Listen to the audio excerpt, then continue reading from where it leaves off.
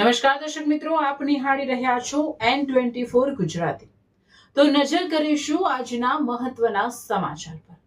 વડોદરા શહેરમાંથી એક આનંદદાયક અને ઉત્સાહજનક સમાચાર સામે આવ્યા છે। શહેરના પ્રસિદ્ધ સયાજીબાગ સ્થિત પ્રાણી સંગ્રહાલયમાં સફેદ વાઘણ રાધા એક સ્વસ્થ બચ્ચાને જન્મ આપ્યો છે। આ ઘટના 8 એપ્રિલ 2026ની વહેલી સવારે બની, જેની માહિતી મળતા જ ઝૂ સ્ટાફ અને પ્રાણી પ્રેમીઓમાં ખુશીની લાગણી છવાઈ ગઈ। ઘણા સમય પછી સફેદ વાઘના પરિવારમાં નવા સભ્યનો સમાવેશ થતા પ્રાણી સંગ્રહાલયમાં એક અલગ જ ઉત્સાહનો માહોલ જોવા મળી રહ્યો છે।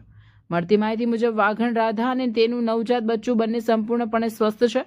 પ્રાણી સંગ્રહાલયના પશુ ચિકિત્સકો અને નિષ્ણાતોની ટીમ દ્વારા સતત તેમની દેખરેખ રાખવામાં આવી રહી છે। ખાસ કરીને બચ્ચાના આરોગ્ય, ખોરાક અને સુરક્ષા માટે વિશેષ વ્યવસ્થા કરવામાં આવી છે, જેથી તેની વૃદ્ધિ સુનિશ્ચિત રીતે થઈ શકે।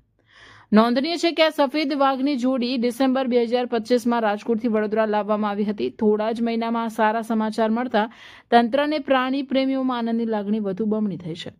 સફેદ વાઘો ખૂબ જ દુર્લભ પ્રજાતિમાં આવે છે અને તેમને જોવા માટે લોકોમાં વિશેષ આકર્ષણ હોય છે।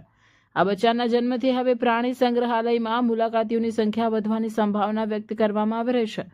ખાસ કરીને બાળકો અને કુટુંબો માટે આ એક આકર્ષણનું કેન્દ્ર બનશે।